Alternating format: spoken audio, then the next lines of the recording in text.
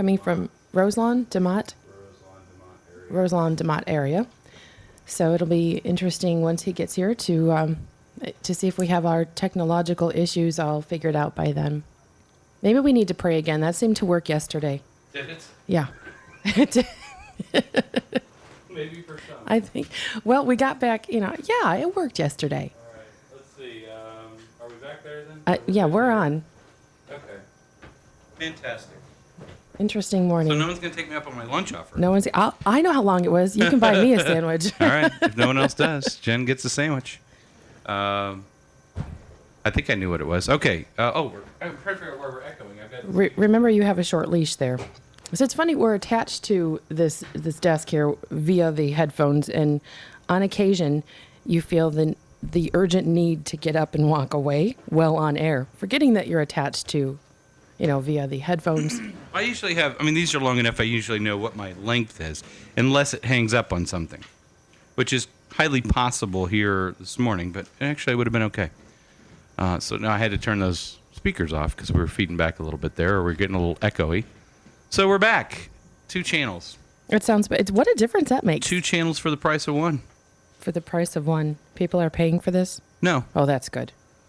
Oh, well, I guess it depends on how you term the term. How are they paying for this? The cost of listening. The what's it called? Opportunity cost. They could be doing something reward. else. Right. I know. I tried to give something away. Sandwich at Blackbird. That's exciting. Yeah. That's good stuff. That is good stuff. Makes me want to have one What's now. your favorite sandwich over there? My favorite sandwich is the roasted vegetable sandwich. Roasted vegetable? When they have the portobello mushrooms. I like the Nova Lox. The what? Nova Lox? Mm-hmm. I don't know what Nova. It's What's Lox. Nova? I don't know. I don't know why they say Nova. I think that's just. I don't know. That means new, doesn't it? Nova. No. No. Nova. Nuevo. Yeah, Nuevo. No, Nuevo is a number, isn't it? Nuevo? No. Nuevo is new. Nova means no go. No go? Nova. Va means go. Novo. Oh, but it's one word. Right. Nova. 2 words. You have Nova Nova, something to do with something in the stars. I don't know. It's raw salmon with capers on. It's not raw salmon. It's smoked salmon. Okay. Pretty sure it's smoked. Okay. Pretty sure. That doesn't mean it's cooked, though. It's just a different type of preparation. All right. I believe. Well, okay, that's the one that I like. Maybe... Minus the gluten. Hey, my cousin likes us. How about that? That's kind. Down in Lafayette. In Lafayette, huh? Yeah. Down in Buck Creek, actually. He's another resident of Buck Creek. I think my family is half the residents of Buck Creek. Friends and family are half the residents of Buck Creek.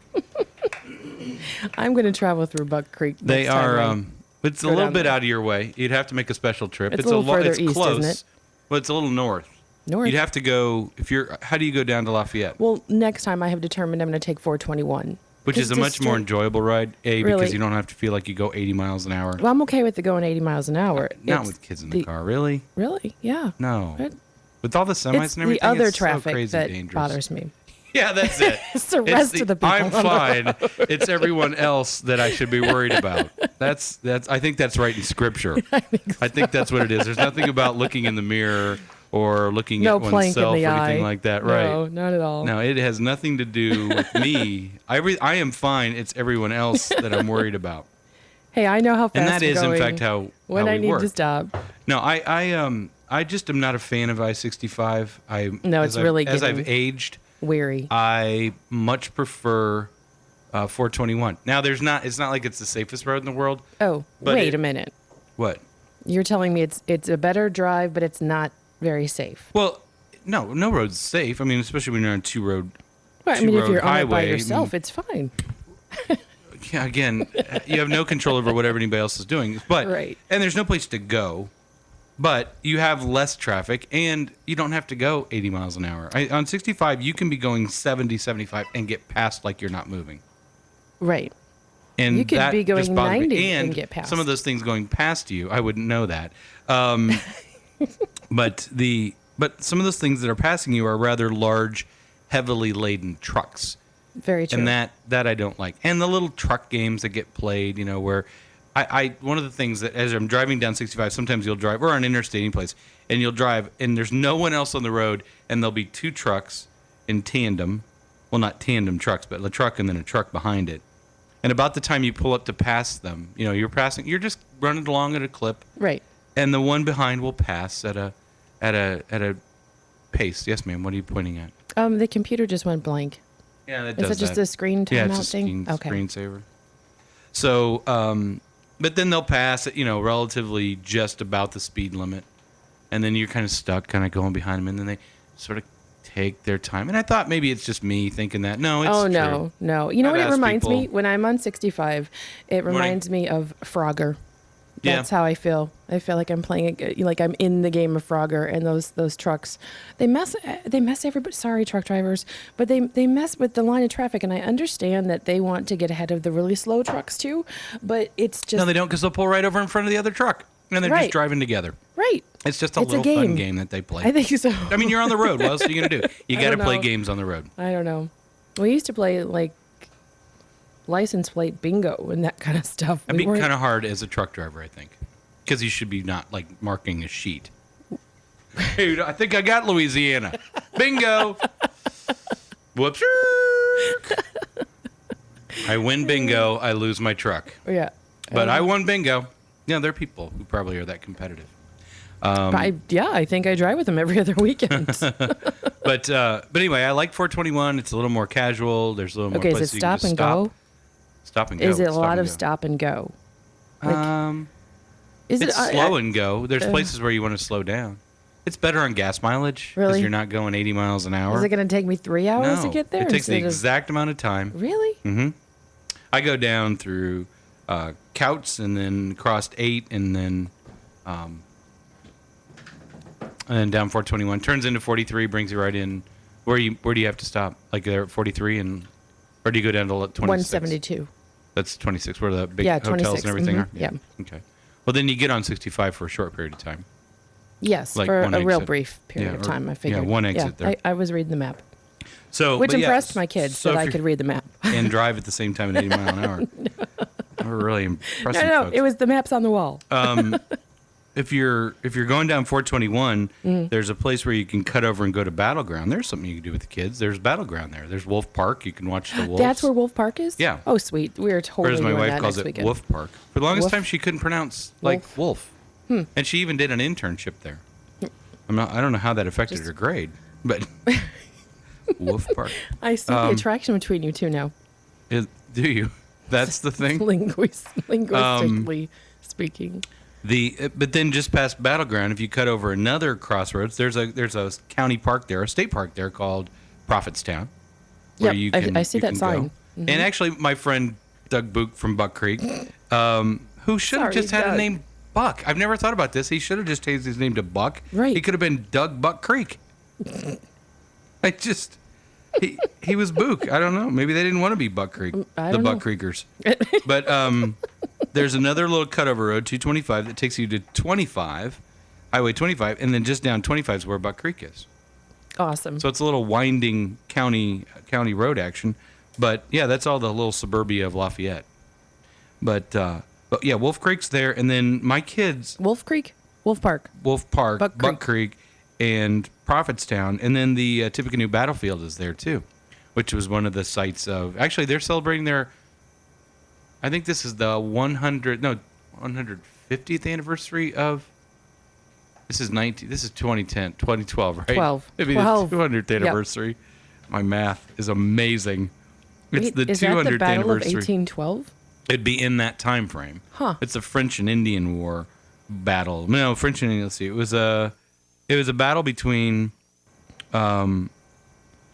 the people who were living there and the other people who were living there. Or the other people who wanted to live there? There were Indians and there were settler types, and so there was Those a battle pioneers there. or pilgrims? I don't think those were either. I think those were like, I don't know who they were. I don't know what umbrella they They fell were the under. Buck Creekers. The Buck Creekers.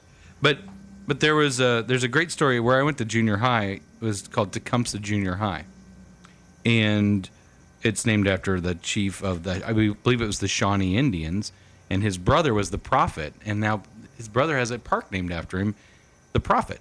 His Okay, brother he was really the prophet. was a prophet? Well, that's what his title was in the Indian tribe. Interesting. And there's a place where he stood and prayed and sang while his fellow brethren were getting pretty much wiped off the map by the settlers who were encamped at the battlefield there. So And is it just so- like a big open? There's a big giant memorial thing, and there's lots of gravestones, and there's a trail, and you can go back to where Prophet's Rock was. You can walk back that way, and it's interesting to do that because where the battlefield is and where the prophet was, if this guy was nothing else, he was a prophet to say, this is about far enough away from all the ammunition that might be flying. I'll be over here behind this big rock. Smart guy. And so, unfortunately, he had, I believe it was his beckoning that drove this battle that wasn't really timely for the Indians who were in that position. And it was not a good day for them, or a series of days. But it's a... You'll have that sometimes. Yeah. Sometimes sometimes get in a rut. you're the bug and sometimes you're the windshield. And so this day, the Indians were the bug. And it was not... It was just not. From what I understand, there was they actually have not a lot of good history information there, and this is the 200th year, so they're doing a lot of stuff. I think the battle is later in the fall, or was later. They in the reenact. fall. Well, they don't actually reenact. I don't. Hey, where's the Feast of the... Hunter's Moon? Mm-hmm. That's down the road about 13 miles along the Wabash River. Okay, I've been there. Yeah, that is interesting. actually sort of I don't know. I guess not reenactment, but I guess you'd sort of call it a reenactment. They fire some guns or something. And they canoe up. That was more about a trading post. The Feast of the Hunter's Moon is that time of year when the harvest. Some people might call it the Harvest Moon, but the Fort Ouiatenon was a trading post. French Fort trading. what? Fort Ouiatenon, and it doesn't look like you'd spell it. It's French, and those French have a word for everything. What? I don't know. Ouiatenon. I don't know. But it's right there along the Wabash, and it was a trading post for traders and the like, traders and non-traders That's alike. right. The people who live there and the other people who Right, live exactly. there, and The they peop- wanted to trade stuff. This history lesson brought to you by your public schools 25, 35 years ago. But it's a neat place, and so my daughters have both gone through some Indiana history now, and so we. Well, yeah, you here- live it for them every day, right? Yeah. Remember, kids, when there were people that lived here and they invented stuff. But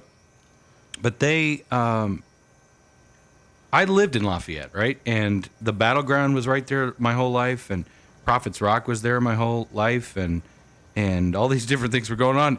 And so we drive by there one time, and Allison sees the sign Prophet's Rock, and she's like, Prophet's Rock? Is that like where the prophet? And so she knows this stuff from her Oh, history that's book. cool. And I'm like, yeah, and we never went there as kids. Like, we're right there. We're fourth grade history. We never went to the battlefield or anything like that. You'd think that would have been a good trip. Yeah. So, weird. yeah, so we've gone there a couple times, and we kind of climb around and take the trail and walk around and see what's there. So it's a neat little moment in time. I mean, it really is. You're like, wow, this is, and you can look and see how it sort of lays out. Now there's trees there that weren't there then, but you just kind of see how the whole lay of the land kind of falls out and covers this area. And where there was I guess an Indian encampment. I don't know if they use the same term, but then there was the army or whatever the troops encampment. Well, they have was all there the at the history battlefield. laid out there, right? They do a lot better job than I do. I would So, never have imagined that.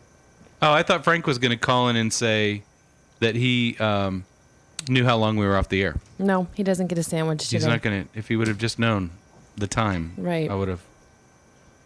But instead he's praying for us. So I guess that's Oh, okay. thanks, Frank. Awesome. I'd still like to buy him a sandwich. I'd like to buy somebody a sandwich. We told you could buy me a sandwich. All right. You're going to win by default. But you didn't tell me how long it was. You want me to say it out loud? I don't know. Hey, who's listening that knows how long we were off air? Don't you? I mean, it's a Blackbird We sandwich. used to literally take the station off the air. My friend Gary, who's like big wig radio guy now, and he was engineer at the station down in Lafayette. And we would, because I worked overnights for a while, or I worked with him on the overnights at times when I was doing engineering helper work, and we would take the station down for 3 hours at a time, and we'd Why? have that same just to work, to Oh. set levels. I mean, it was a station on a different level, and there was lots more stuff that needed to be done, and he was kind of perfectionist engineer guy, So he would rebalance the station every now and then, install things, take things down, make sure everything was equally balanced.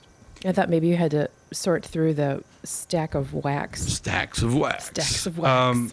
Not so much, but we would do that. And so the other thing he would do is he would do level checks on the air when we were on the air. And he used to, people go check 1, 2, check 1, 2. Mm-hmm. Gary would just keep on counting. 1, 2, 3, 4, 5, 6, 7, 8, 9, and just 1, 2, 3, 4, and he would just get all excited in there with the numbers. numbers. Just to kind of check different pops and things of that nature. So, good old Gary. He travels all over the world now. Not over, well, Right, kind of you've over the talked about world, him but he's before. all over the country Right. all the time. If you ever follow him on Facebook, he is constantly in airports. That's So- not fun. No, he lives in Atlanta now. So I don't think he still has a house up north, but good guy, fun guy. It's fun to see him like excel into his area. But anyway, so you didn't finish Proverbs 20, did you? I didn't. Well, did you want me to read the entirety of Proverbs 20? I need to. Okay. It's not bad. Well, we have Greg coming in at And we do. 9-ish. So trying to bring up you version so I can catch up with you. Well, this is Boy, it is crawling. Wow, what is up? technology. I think the weather confused it. I'm going with You that. know, I don't know what it was. Maybe that thing was breaking off for a while, but I'm not hearing. The popping, the little The clicking. buzz, Right. yeah. I don't hear it either. It's much better. I mean, I don't know if it makes a difference to the listeners out there, but we had this weird there's little thing enough going popping, on in our. There's enough popping out there once it gets out into Right. the air. Right. But yeah, I'm not noticing that today. Maybe that was an issue for a while. And today was the day it finally let go. So, all right. So you were where? Wine is a mocker, strong drink, a riotous brawler. Riotous brawler. That's what I have in the amped version. I have raging. And whoever errs or reels because it's not wise. Huh.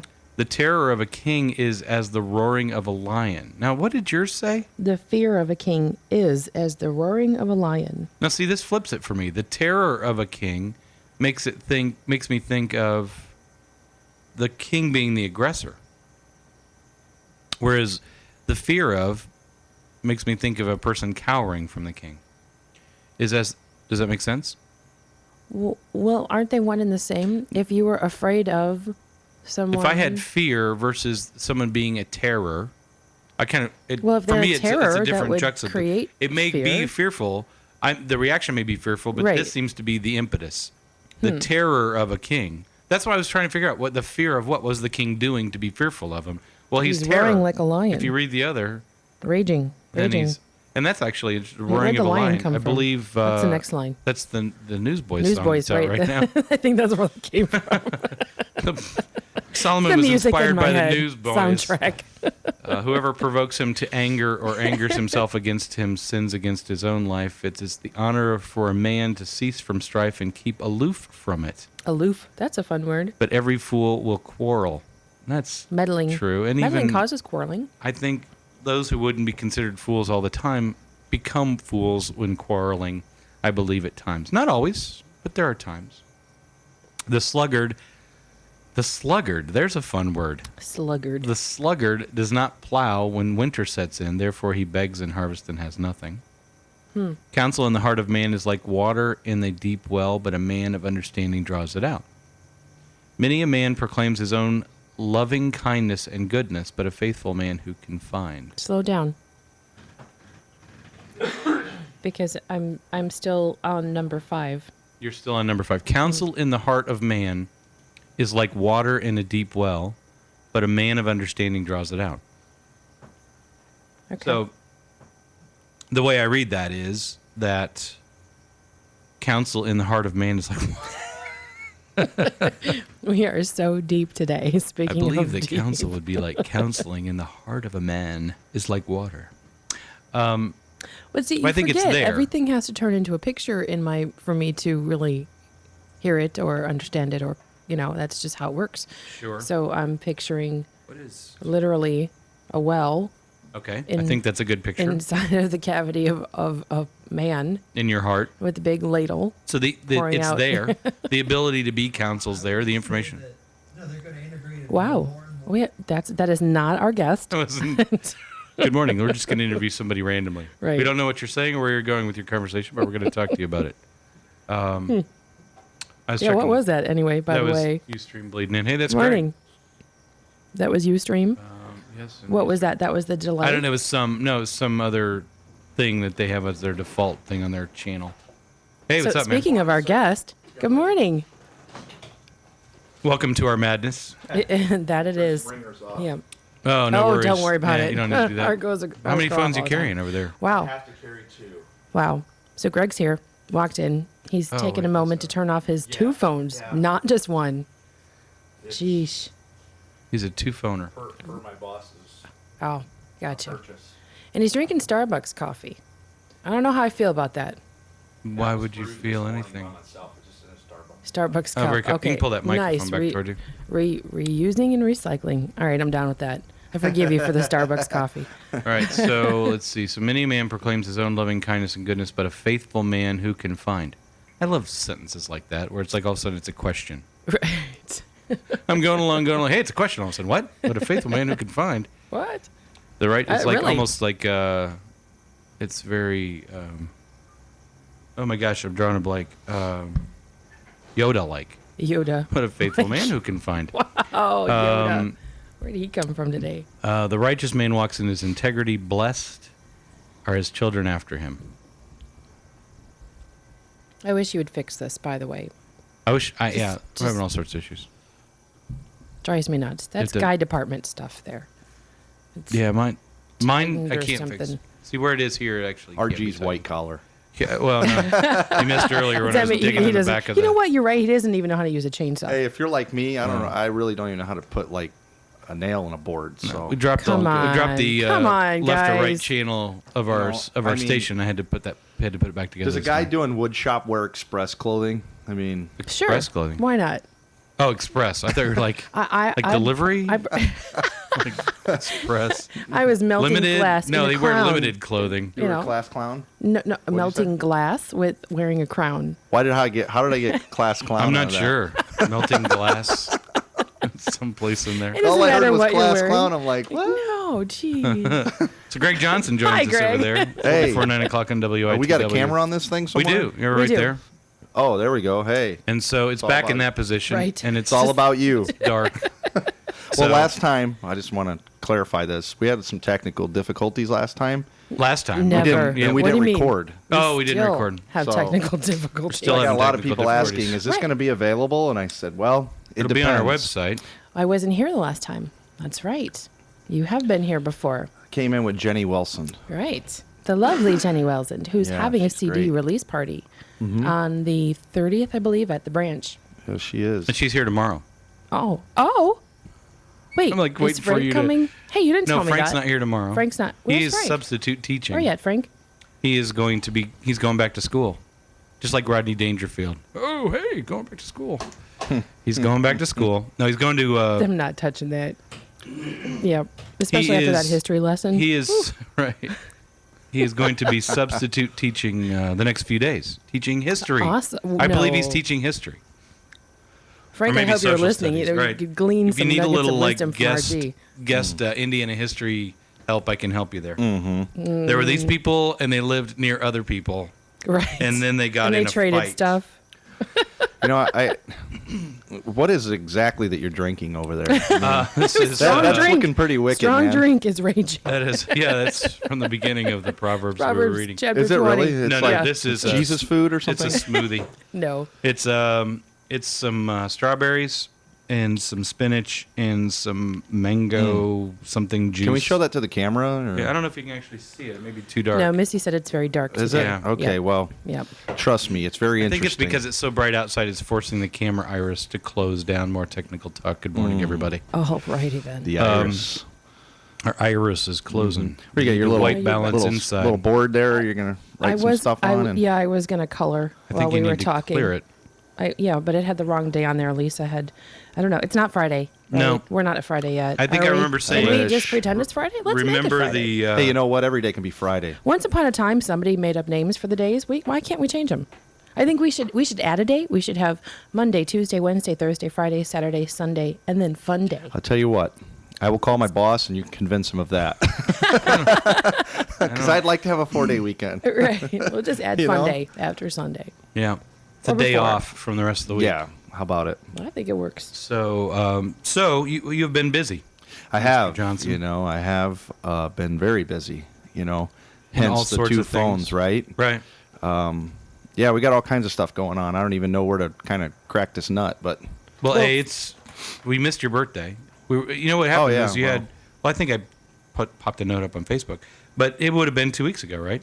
Because we were talking 6th about. of March. Yeah, we were talking about Testimony Tuesday, and I thought, well, you could come in next week. Why don't you come in to promote the show? Well, that week would have been your birthday. Well, the reason why we did that is because I would be a year older and wiser. Yeah. So Is Well, that we're how that's closer to supposed your- to work? I don't know. We're closer to your show. I'm too. 37, and you know, I never thought I'd see that day. You know what I mean? Like I 37. thought that about 40. Well, I got had a little bout with depression for about 10 minutes when I turned 30. And then ever since then, I quit counting. So when people say happy birthday, it's almost kind of offensive. It's like, no, I don't even want to talk about that. You know, but it's all good. It's a matter of how you feel, I guess. Right. And I feel pretty good. So Yeah. Yeah, I have less problem with those decade birthdays, like the 30s and the 40s. Right. Now we'll see about 50. I have a bigger 50 issue is with like the new 30. 5. he said we'll see about 50. Yeah. I'm not even thinking. But like when you hit the 50. 5 birthday, it's like, wait, now I'm halfway to the next one. That one bothers me more. So like when I turn 35, I'm like, oh, I'm almost 40. I just And then I stopped hit counting 45, I was like, birthdays. wow, I'm almost 50. So instead of like being worked up at 40, I was like more worked up about almost being another age. I was very comfortable at 28 because it's you know, you can rent a car, you can have a credit card, you can live on your own, but you're not 30. Right. And There you go. when I exited the 20s into the 30s, I was a little like, oh wow, there goes my 20s. You know, I can't relate to high school kids anymore. My mom always says, you know, you're old when you look at the style of the kids' clothes and go, what are they doing? She goes, that shows your age, son. No, it's really old is when you go, that's coming back. Yeah, ain't it? Right. I remember wearing Again? those. Wow, I may still have those in my closet. So yeah, it was my birthday on the 6th, and I'm blessed, man. I had a great time and had like my phone was going nuts, had like gazillion calls and stuff, and it's all good. Excellent. So And happy just- belated birthday. Well, thank you. And just so you know, my mom brought me a big case of Starbucks K-Cups for my Oh. birthday. Starbucks. For So your if anyone is listening, Bob? if anyone out there is listening and they Which want we're to not sure. contribute to the birthday, I love coffee. Anything coffee. All Coffee things cups, coffee, right? coffee Right mugs. on. Yeah. You know what I mean? It's all about the coffee. So We'll have to get Coffee Girl in here. yeah. Yeah. So I didn't see Jeff walk by today. but thanks for the happy Um, birthday wishes. I did see RG. him this morning. Yeah. I hadn't even got out of the car yet, and he was walking by. He was oh, early yeah, today. we're kind of late. Or I guess I missed It him. was early. Now, the other 2 things we had you in for, we want to talk Testimony Tuesday. It is Absolutely. Testimony. It's Testimony No. Tuesday. It's Testimony Everybody Tuesday. plug your ears. It's Testimony La, la, la, Tuesday. la, la, la, la. It's Testimony That is Tuesday. not our theme for Testimony and, Tuesday. And then also you have a big show coming up Saturday. We do. So we wanted to double up those things. So, So where do we start? Yeah, I know. However you it's, want to. It's a big undertaking. Actually, we're playing at South Haven Christian Church. Right? It's to benefit Gabriel's Horn. Just a women's shelter up there. Absolutely. Women and children. And it will be 3 bands: Deception's End, which is a friend of mine; Messiah's Fire. Who aren't your friend? Well, they're I'm friends judging yet. where he was going with that. Yeah. So they're friends. Yeah. And then us.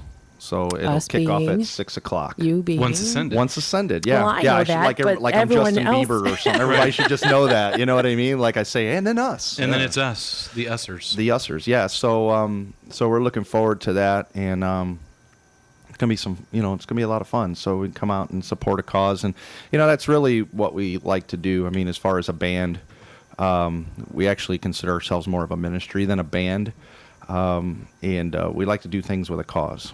And you know that. I mean, Yep. we've worked together in the past. So Indeed. anybody out there that has a cause or a need or let us know. We'd A be need happy for to a help. cause. Yep. And so that South Haven Christian Church Saturday night, Messiah's Fire. Who is that? A hybrid? I mean, there's a couple of bands that have come together to Yeah, that was reform Three group, Nails right? Failed. That's right. There was Messiah's Fire and there was Three Nails Failed, and Tom Linthurst is a good friend of mine. He actually is the bass player was the bass player for Three Nails Failed, and has since kind of went over to play with Messiah's Fire. Messiah's Fire's got that Leonard Skinner feel. They've got like 7 guys. He's going to laugh when I say that because I'm always picking on him about the number of members. But he's like, you guys have the same amount. No, but anyway, no. So it's great. It's got a little bit of a Southern rock feel. They got a great harmonica player by the name of Brett Parsons, and it's good music. So there's be a little bit of variety there. And then we like to jump around and. There's a lot of energy. You guys bring a lot of energy. Yeah, I can't help it, and maybe that'd take me into my Might testimony. have something to but do I with just the coffee. That too. It's the Starbucks. Mom, stop sending the Starbucks. No, I think it's just the energy comes from just my joy that I have, and the things that Christ has done for me in my life, and I just get excited, and especially when I look out and I see young people being inspired. Mm-hmm. Because our band does, have a lot of young members. I mean, Jordan, Taylor, and Tristan are all my nephews. I didn't throw Brandon in there because you're old, Brandon. But anyhow, he's getting up there with me. That's my little brother, but he's starting to get up there with me. But nevertheless, they're all, our bass player started when he was 10 years old. Wow. And, so I think he just turned 14, I want to say. Hmm. So he's about ready to get kicked out the door, you know what I mean? Right. Mom and Dad are packing his bags, But nevertheless, so I think the energy comes from that, and I think when you get delivered from as many things as I've been delivered from, you just can't help but get excited. Cause Amen. I wasn't a church kid, I mean, Jesus was probably something I said in a curse word. Sure. If I could be real about it. Yeah. And I know there's a lot of people that may be listening that were raised in church. Mm-hmm. I was not. So I was hoping and believing that this morning would be an encouragement to those maybe out there listening, run across the station and say, you know what, I'm just not where I need to be. Trust me, if God can repair, deliver, and fix my life, he could do it for anybody. And so, I grew up, my dad was in a Southern rock band for about 15 years. So I was around music, but it definitely wasn't the music that we're playing. Well, yeah, the secular music world is a little different. Yeah, I understand. Yeah, little Rolling Stones, Right. little Leonard Skinner action going on, and some country music. And my dad frequented the bar scene. Right. Well, that's the music scene. Yeah. Yeah. And I spent a lot of days at the Moose Lodges and the VFWs and all that stuff as a kid. And It's a culture all of its own. Yeah, it is. Yeah. And it was a good time. And I think that through just the things that's happened in my life and the experiences I've had, a lot of the things that's happened haven't been good. But I say, it took me to where I am today. Sometimes we have to go through things to get us to that place. Mm-hmm. And so I always explain it to people that was the worst and the best times of my life, because it was the worst because I had to go through it, but it was the best because of what came out of it. Right. So that was kind of my upbringing. We never went to church. I didn't do Sunday school too much. I remember I had a neighbor, my best friend, his name was Pete Gargano, and his mom used to witness to me all the time. And Really, as a kid? As a kid, yeah. Really? And I used to go over there, and she'd feed me pancakes in the morning and talk about Jesus. And I got to be honest with you, what I mean? Like, honestly. Like, I don't care, lady. Just keep the pancakes yeah, just coming. keep the pancakes coming. And but she used to always make us read like devotions at breakfast. And I got to be honest with you, it was weird because I look back at that and I think, never once did that word like touch my heart for some reason. And I think it's maybe because, I think we have to be prepared to receive the word of God. Absolutely. I mean, he has to prepare our hearts. Yeah. And I just wasn't ready for it. I think there were some things I needed to walk through to get to that place. And so basically I kind of grew up like that. My parents were divorced, so I know there's a lot of divorce going on today, so we'll throw that in there. It's tough stuff too. Yeah, and my mom left when I was 3, and so I had a lot of insecurities, a lot of different things that kind of went on through that, and so I know that there's a lot of kids, youth, people out there that may be listening that have had that in their life. So, well, I don't even know the end of your story yet, Yeah. your testimony, but I'm encouraged just sitting here knowing that you have a story to share. Mm-hmm. I'm a single mom now. My kids are, we're a split family, and it's encouraging to know that there's hope. Oh, absolutely. That stuff isn't gonna Right, and that's scar them for life. I mean, I guess that's the real reason why I jumped at the chance to come up here. Some of the things that I share are, for lack of a better term, they're embarrassing. Right. They're humiliating. The things that some of the things I've done and went through, they're humiliating, but I think it's real life. Exactly. And people need to know that, you can make a mistake, and God's forgiveness and grace, which I watched your show from yesterday. You guys talked about grace. Kind of, sort of. Good Lord, how'd you get through that thing? Was it entertaining at least? It was very interesting take on some stuff, but no, nevertheless, I listened to it this morning before I came in. So, but I think that people need to Broadcast understand. gold, they call that. Yeah. Yeah, I think it's people a need to gem. understand that there's hope. There is hope, and that's what I found. And so, through my time as a young adult, it was some of that brokenness that I believe today stole a lot of things from my life. Yeah. Whether it be relationships, whether it be the insecurities played into, I never joined sports. I was never thought I was good enough to do that kind of stuff. Just different things that, I feel like, if I could say this, that the enemy has stolen from me. Absolutely. And, and again, relationship being the big one, because the broken relationship between my mother and I, it was broken. Yeah. And that caused a lot of issues.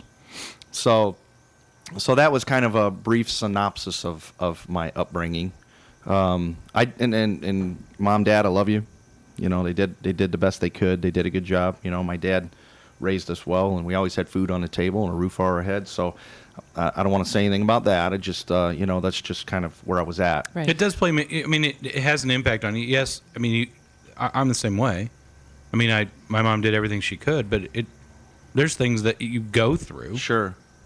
In that process, but it does form you up. So then when you can look back on it and go, yeah, maybe I missed out on some stuff, but yeah, I don't know that I would have changed anything along the way. Right, and I agree with you. I think that a testimony sometimes is more about someone else than it is about you. God gives us victory so that we can go and we can share that victory with someone else. Yep. And they say, oh, wow, if God can take Greg and he can mold Greg and he can use Greg, he could probably use me too. And that's the encouraging word that I wanted to bring. I don't want it to be a somber morning. I want it to be a morning of joy, because there is victory at the end of the story. At the end. And so, nevertheless, kind of moving on in the timeline, I met my wife, and we dated for 3 years before we got married. And going back to the divorce thing, we never set a foundation on Christ. And I think that's very important in today's society, that when people get married, they see it more than a piece of paper. It's a covenant between you, your wife or husband, and the Lord. Right. And you're standing before him, promising, making a commitment.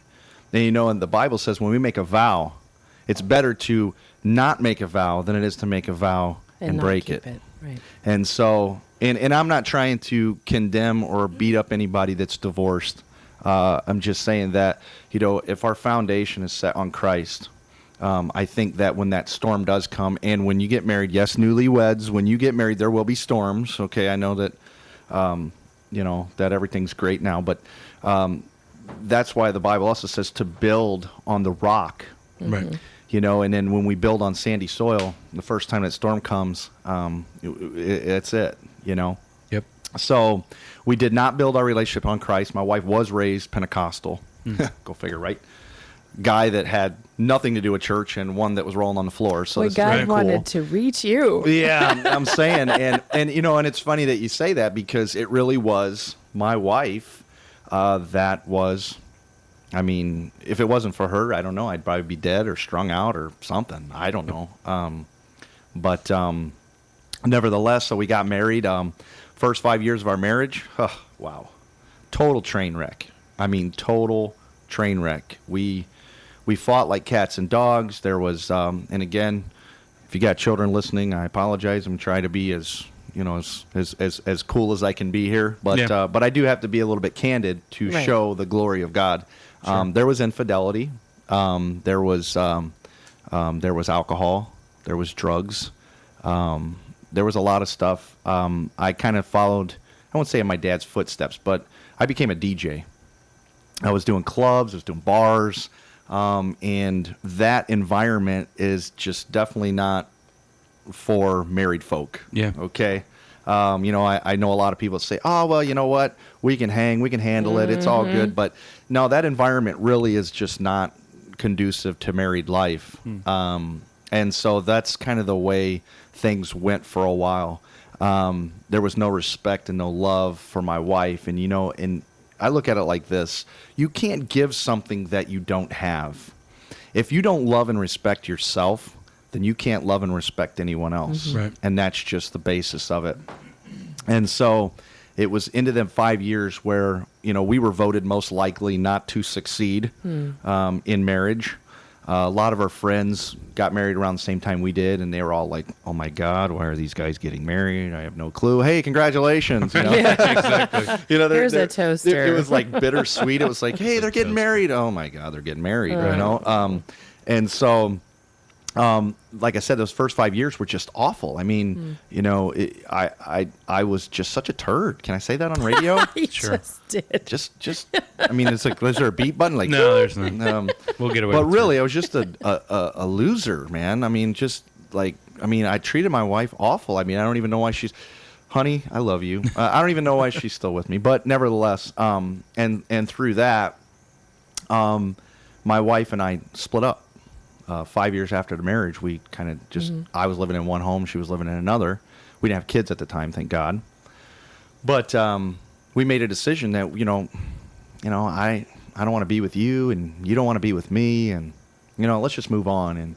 And so for that 4 months, I was in a downward spiral. I mean, I thought, because a lot of times, the grass is always greener on the other side. Right, You always exactly. think, oh, man, if I could just... Yep. If I could get away from this woman, man, it's going to be great, and my life's going to be so much better, and I can do all this and that. And what basically ended up happening was my wife ran to God, because through our marriage, she wasn't serving him. Through our time together, she never, maybe out of fear, maybe out of her own, just her own walk that she was having, she never introduced me to Christ. And isn't that weird? Kind of, but weird. not. Yeah. Because I think it goes back to that foundation of where your faith is. It's really Sure. easy to if you may be raised in it, but if you get sort of knocked off stride a little bit, it's Sure. easy to get talked out of. Yeah. And so maybe it was one of those, I don't want to scare him away with this. We're already Right. having trouble. Why would I want to Yeah. introduce Right. this? But to she the started mix? following me, Yeah. Right. which I think, So, I know. Way to lead, Greg. I know, what a leader. And that's a good point. I mean, No, you're absolutely right. The, I mean, that's men, the thing. the Right. men of this generation need to stand up and they need to lead their homes. In you the know? right way. In the well, right, yeah, he exactly. has a very specific plan for that, and you didn't know that plan. No, I didn't. And so, well, I don't think ignorance is an excuse, but whatever. bliss I could have sometimes. treated her better anyhow. But nevertheless, through that 4 months of us being split up, it was a very trying time for me. It was a time of finding myself, and it came to a place where I was strung out on alcohol and drugs, and I'd never done drugs in my life, and it was just this time in my life where I was reaching, I was looking, I was searching for something, and I just couldn't figure out what it was. And so, I mean, I know a lot of people are out there grabbing different things, whether it be relationships or maybe it is the bottle, maybe it is drugs, maybe, people reach for things and they're trying to find themselves. And so my wife started going to church, and I had a friend who used to play Jesus in the Jesus of Nazareth play at Family Christian Center in Munster, Indiana. And he had invited me, and I'd been to church once or twice through that because he invited me out, gave me tickets, said, hey, come see me. I'm like, yeah, okay. I'll Come go see to me, that I'm thing. Jesus. Yeah. That's not too. Yeah, good. come see not me. intimidating at all. And so I went to that, and I'll never forget that. That was kind of significant when looking back, but didn't think anything about it at the time. He set me in the front row, and if you know anything about Family Christian, it's a pretty big church. It's a big Yeah. place. A little bit. 3,000 And- seats. Yeah. And so I'm in the front row, and they bring Jesus out, which is obviously my friend Ray, and they're hitting him with these these sticks and stuff, and his blood is flying, and blood hit me on the face. Ew. Wow. And so it's kind of significant that the blood was on me, but I didn't think about it then. I was like, oh wow, hey, what's this? It didn't stain my clothes. No, yeah, right. I'm like, hey, this is Express, man. What are you doing? It's but- Tiny. Good morning, Tiny. So yeah, so it was kind of neat that that happened. I think there was some significance there because we see things very different in the physical than we do in the spiritual. Yeah. And now looking back, I go, wow, God just like totally anointed me that day. Yeah. Yeah. Put His blood on me that day and began something that day. And so, nevertheless, my wife called me up and she said, "Hey, will you go to church with me?" Now I'm living in Hebron. And I'm shacked up with my brother. We're doing the guy thing, and this is what I always wanted to do, and but I wasn't happy, and I said, church. I'm like, really? Like, what's church going to do for me? I'm like, why do I need church? Right. And Next which thing is you're going to do is tell me it's Sunday morning. Yeah. I got to get up. Yeah, exactly. Yeah, as long as it's like an evening thing and it's not going to, cramp my style and nobody's Right. going to see me walking in and, those kind of things. And I said, really, church? I don't know, man. And she's like, I just want someone to go with me. That's all. And I said, okay. And I'll never forget these words. I said, I'll go one time. Don't ever ask me to go again. And those are the words I said. Boy, was I wrong. I was way wrong, RG. Yeah. It's funny it And- works out that way. And so I go into church, and it was like I felt like home. It was weird because it was a place I'd never been. Right. And I thought I was going to walk in, it was going to be weird, and people are going to be like, holding snakes and, sprinkling water and chanting and doing all kinds of weird stuff. And it wasn't like that. It was comfortable and it was exciting and it was vibrant. And I just was like, wow, this is actually pretty cool. And so we sat down and everybody always asks me, well, what was the pastor preaching that day? I'm like, man, I don't know. All I know is this. The man must have been hiding in my closet because he knew everything I needed to hear. I don't know. Isn't that It is. so It's something. scary? It's like, wait a Yeah. minute. It's Are there- crazy. It's that, you get a little paranoid after Yeah. a little while because you're like, how did you know that? Yeah, I know. How it's did like, you know that? Wait this, a minute. This guy's like Who have you tapping been my talking phone to? or something. Right. It's like, what's going on here? He's like, She talked to him, didn't she? Right. I must have butt dialed him or something because he heard everything that I said. But yeah, so I'm sitting there and I'm like, man, it's like so connecting with me. It's like everything I needed to hear. It was like peace came over me. And the best way I can explain it, and I've told people this, is if you ever go up to your dad and your dad gives you this just a nice hug, man, and you just feel safe and like, wow, man, that's my dad. And you know what I mean? Mm-hmm. And Protected. that's what it felt like. It felt like a warm embrace. And I was like, wow, man, I kind of like this. And so they made an altar call. I don't know what an altar call is. The guy just says, hey, man, if you're tired of living like this, come see me. Okay, I'm down, Right. So I get out of my seat, and my wife's jaw must have, I would imagine, hits the ground because she's probably thinking, Wait. Where she's are you like, going? is this guy walking out or is he Right. going to the altar? And so I did. I went to the altar that morning. And I just fell on my knees and I began to weep. And I was like, man, I don't know who you are. But if you are who you say you are, I'll serve you every day of my life. And those are the words I spoke. And that's what I do every day, man. I get up and I just do my best to, and it's where you're talking about earlier at the show where, oh man, there's so much energy. That is the energy. It is the joy that I take away from my experience. Now, I had, and I'm just going to hit on some things here because I know there's probably people listening that might be struggling with the same thing. I had, the alcohol, the drugs. I had a heavy porn addiction as well. And it was one of those things that was very embarrassing, was very humiliating, caused a lot of problems in my marriage. Men don't understand what that does to a woman. They feel inferior and they feel like they have to measure up to these images that you're looking at. And so it's very degrading, not only to the woman that's in the photo, but to your spouse or girlfriend or boyfriend if you're a woman. And it's just not a good thing. And it caused a lot of problems in our marriage. So I walked out that day and no, there wasn't like, like my life is fixed forever, Right. But it was a process. It was where God said, today's the day where we begin a work. And he started that day and has begun to build on something. And, obviously the porn addiction delivered from the porn addiction, from the drugs, the alcohol, the lifestyle. I remember 4 months after I got saved, the very first thing that came to my mind is I felt very convicted about being a DJ in the bars.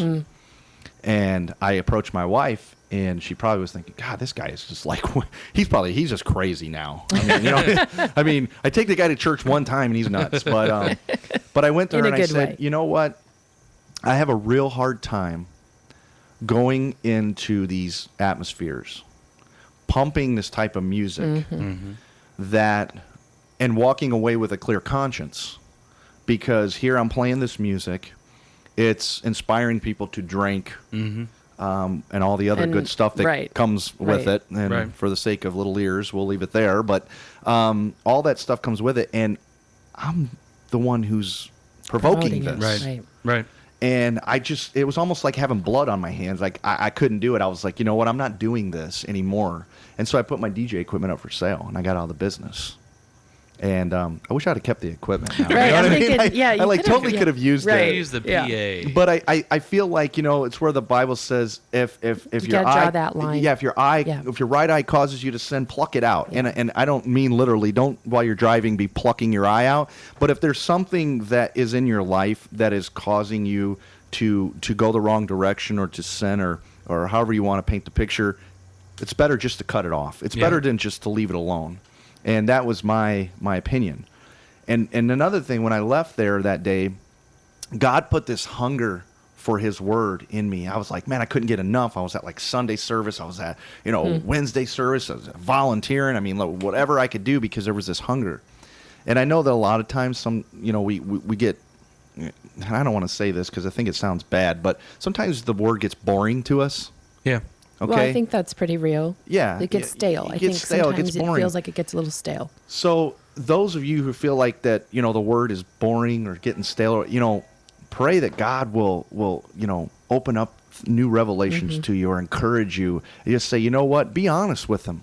Just say, you know what, Lord, I'm struggling with the word, and I, just open my heart, open my mind, show me new things, reveal new things to me, and he will. He'll give you a hunger. I pray for a hunger for the word all the time, that he'll continually give me that hunger and that desire to go after it and want more and more. And, it's kind of really the brief outline of how God has done things with me. But that work that begun that day has just been a foundation that he set to build things on. I started, RG and I have done, some shows together. I started working with Shine FM.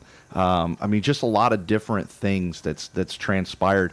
But I think the key, all that's great and that's grand because I love reaching people. I love sharing the victory, and I encourage people to reach out to Jesus as well to get that same victory.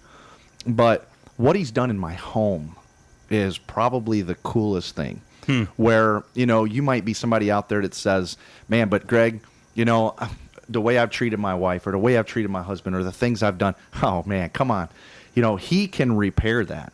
Right. If he can give love, respect, honor, dignity, loyalty to my home, he can give it to your home. Yep. Amen. And that's just the facts, because my wife has a love and a respect for me that I have never experienced. And I always tell people, he didn't repair my marriage. He built a marriage. There was nothing there to repair.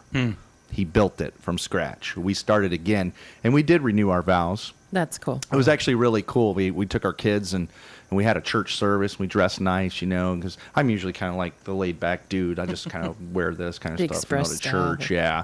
So we suited up and we dressed nice and combed our hair and took showers. It was cool. And but we had a ceremony where we went back before the cross and we knelt. We prayed as a family, and then we renewed our vows.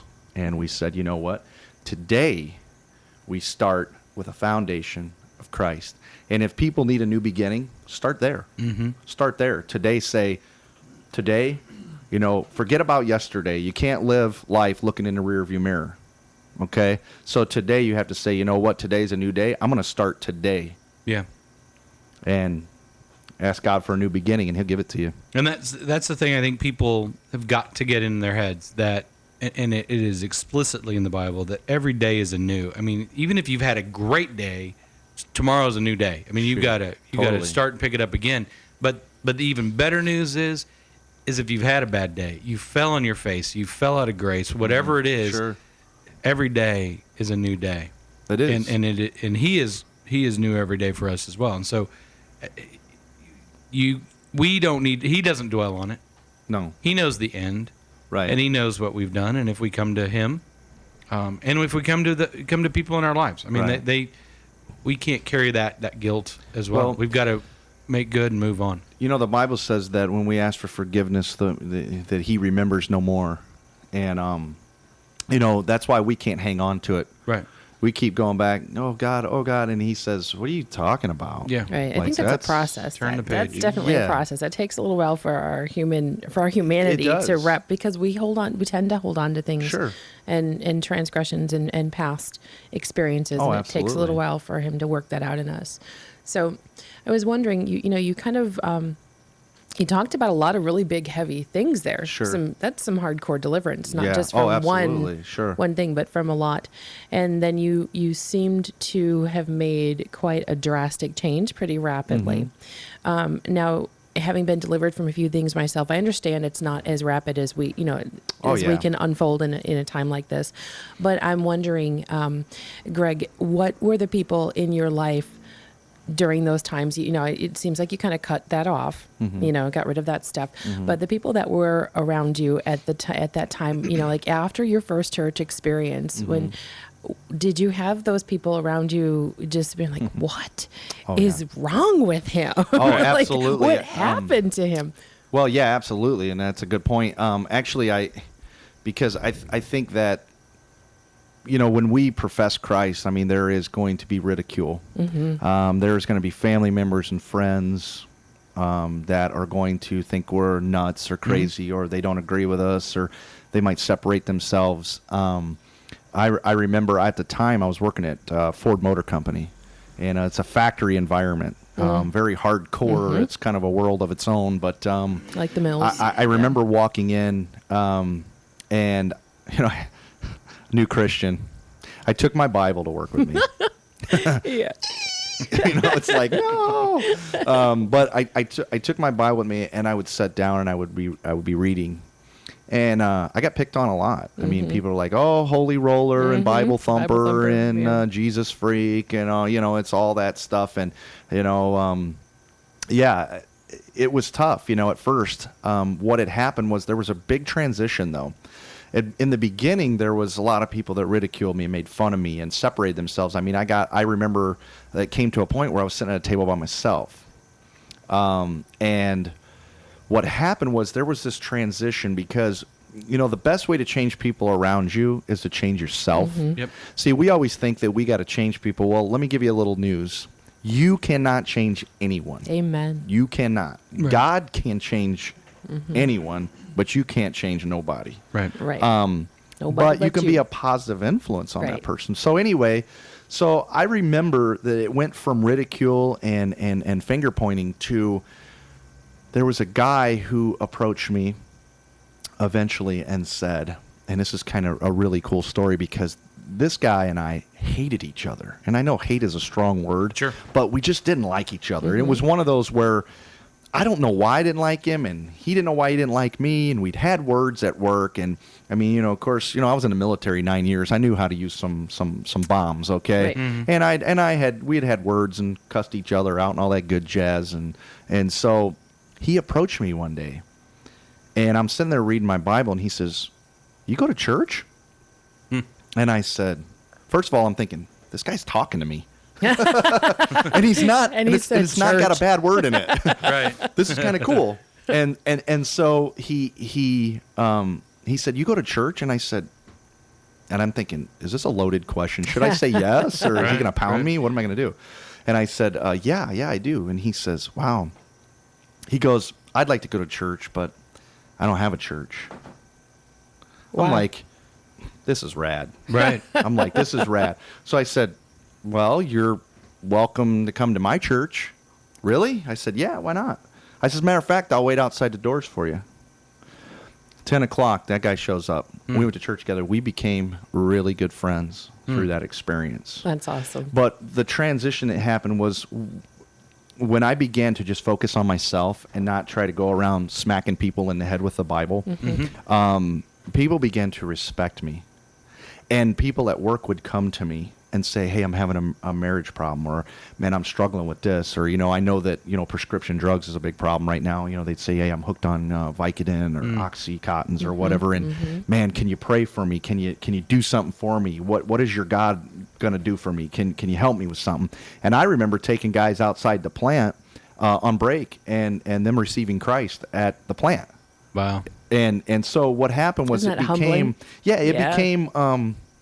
it became a process. It was a process of people wanting to see that I was real. I think people want to see that your God is real. Yeah.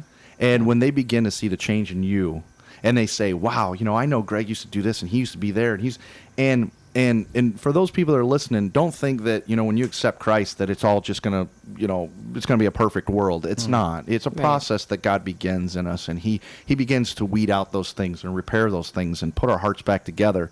But in that process, I think people around you will begin to see that, and they'll be attracted to that. And that's what happened, was those people that you're talking about that are one time I would consider maybe an enemy, or they were mean to me, became friends, and people that would come to me and ask for help or have questions about life. And by the time I left there, I would say I was well respected because of him. So, Well, how long were you at the plant from the time you were saved until? I worked there a total of 7 years. I want to say I spent probably 3 years after I got saved. So a good chunk of time for folks to really see the transition and the definitely, progress. Definitely. And the other thing was my wife currently works there, and we work together. So people got to see wow. Yeah, absolutely. So people got to see the change in both, and in our relationship, and the way things kind of transpired. And they went, "Wow, maybe there is something to this Jesus guy." Right. Because I was the same way. I didn't know Jesus, and I'm like, I hear Jesus this and Jesus that. What is this Jesus stuff? And until you really get in the presence of the Almighty God, you just don't know. He is amazing. Yeah. Truly, He is amazing. He has done so much in my life that I couldn't even. We're touching on these things, but I'm sure there's things that we're going to miss along the way that are just incredible that He's done. So yeah, it is amazing. And then I think one of the things myself personally, just over the course of the last few weeks, as I'm working on doing some teaching and some talking, you start to look back, and it's like, wow. Oh, yeah. Kind of like you're saying. It's like you can, like the stuff that's right in front of your head right now, and then it's like, but you look back and you're like, wow, I totally forgot. I forgot about this. I forgot about, and it's amazing how it just continues to build. And I look at pictures. Yeah. And I see myself like a cigarette in my mouth. Right. I just went through a big tub of pictures, and I found some. I'm like, what is that? Yeah. I don't who is that person? I don't remember that person. Yeah, I But I do. I do. I look back at some of those pictures, whether we were in the bars or whatever, and I go, wow, I don't recognize that guy anymore. Yeah, and that's a good feeling, isn't it? Like, yeah, it is. Wow, what was I thinking? What was I doing? Why? You know? And and for the people that are listening too, I want to point out that because a lot of times people say, oh well, Christians are hokey and they're boring and it's not fun and I got to do this, I got to do that. It's not. It's so free and so I can't tell you the immense feeling I have of just freedom and I remember, like I was saying, there was infidelity. I've hid phone numbers and all that goofy stuff, and you got to remember your lies that you're telling everybody, and you're living in this world of just deception and all this stuff, and it's like now I'm free from all that. I have nothing to hide. I've got, I'm you know what I mean? Yeah, I do. It's hard to explain because I know that, don't get me wrong, I'm not perfect. God deals with me every day, but I can look back and say, you know what? The things I struggle with then aren't even a problem for me today. And so it's like the freedom that you have in Christ is just there's nothing like it. I mean, it just takes the bondage away from you, whether it be hurt or anger, resentment, bitterness, an addiction, shame. Shame. Right. Shame's a all big that's one. yeah, shame is a Yeah. big one. Yeah, Yeah. absolutely. And I know that. Excuse me. I guess I should have put the little There's cough. a little cough Can I- drop button. We didn't have a clear. Yeah. We didn't have a clear the throat button. Yeah. We just have There a you go. cough button. Okay. You can use it for cool. the same. Hold on. Let me try that again. Yeah, it's fun. That's pretty cool. Right? But anyhow, he delivers you from so much. Right. That I mean, no one wants to walk around with that. I mean, there's people that walk around every day with shame and guilt for Yeah. sometimes things that weren't even under their control. I mean, whether it be something that happened as a child or whatever. I mean, man, God can deliver us from all that stuff. Yeah. And that brings me to the relationship with my mom, which was a big hindrance in my life, and I think that was probably the biggest obstacle. And I remember the day when God kind of put that together. And for people that are out there right now today that have a broken relationship and they're saying, oh, well, my mom did this, or my dad did that, or my cousin, or my wife, or whatever. What was funny was when God put that relationship back together, he prompted me to call my mom, and I didn't want to do it. And I fought with him about it. I'm like, I don't want to do this. I just don't want to do this.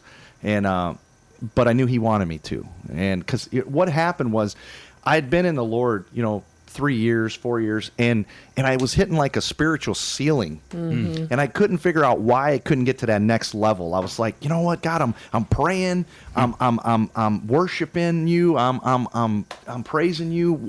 What's the deal? Why can't I get past that? And he says, this has to be taken care of. There's an issue here that needs to be taken care of.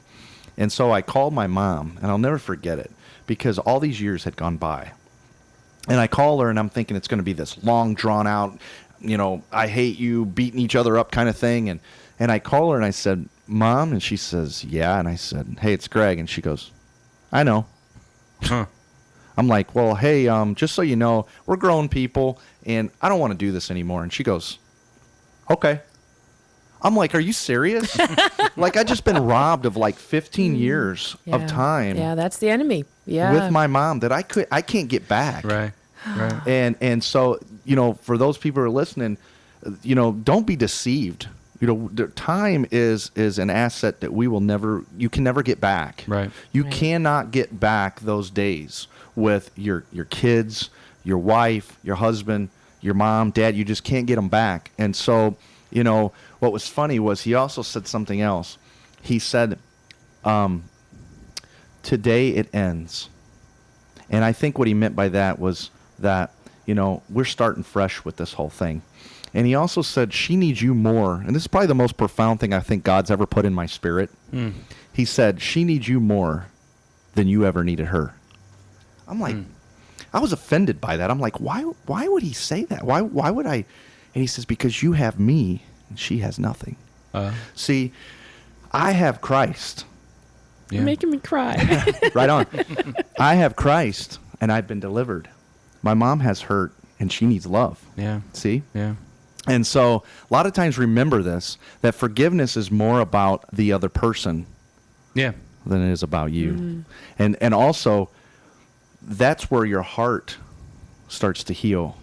And you lay that stuff to rest. Look, the things that you're arguing about or fighting about, or maybe you got a family feud going or whatever, it's not worth it because we don't get those days back. Right. And so that was probably the most profound moment that I ever had with the Lord was when he said that to me, because I knew that it was something that God spoke to me, because I would have never had thought of that myself. Right. Because it was offensive. Right. And because we always think about ourselves, but we got to look at Christ. Christ was a servant. He served others. Yep. He thought about other people, not himself. If he had thought about himself, we'd been in a lot of trouble here. Yep. Yes, indeed. So Awesome, man. yeah, I'm just blessed, man. So did I God- butt dial you or what? Yeah. Hey, man, you know what? God's spirit is. I prayed before I came here. Am I like crunching that on the mic? I'm sorry. I don't know. Oh, yeah. I guess so. I prayed before I came in here that, you know what? that he would be glorified. Yeah. Because as I say this, and whether this is the end or whatever, I want to let people know that the things that have happened in my life have nothing to do with me other than submission and obedience. Yep. Those are the only two things that have carried me where I'm at today. It is Christ that has done everything. So I want to give him his props, not me. Absolutely. It's not me. Once ascended is not me. My relationship with my wife is not me.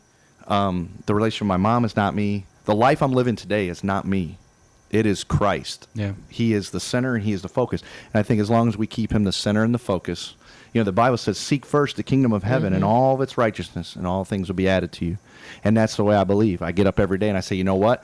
God, what can I do for you today? Not, well, God, what can you give me today? Right. He's right. not this button that we have over here. God, I need something. Now, he will supply our needs. Yeah. And I believe that, and he has done that. But I think to get up every day and not say, God, what can you do for me? You say, God, what can I do for you?